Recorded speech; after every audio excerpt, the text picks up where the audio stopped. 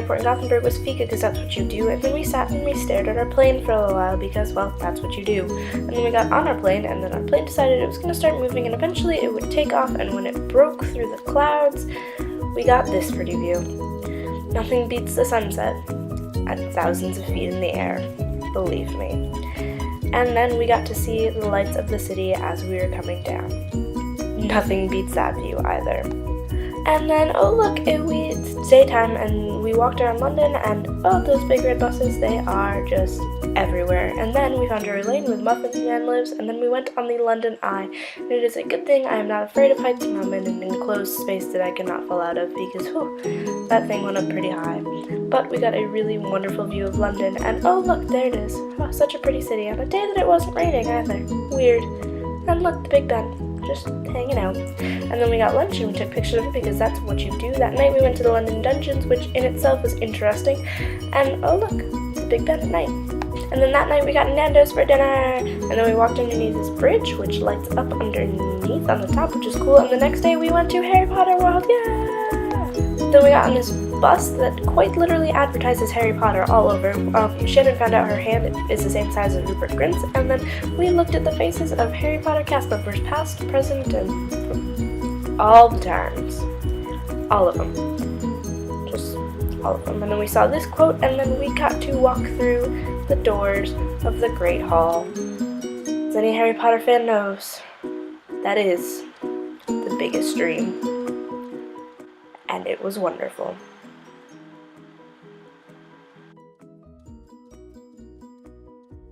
And walking down the Great Hall, we got to see the robes, and we got to see this pudding thing lit on fire. That was interesting.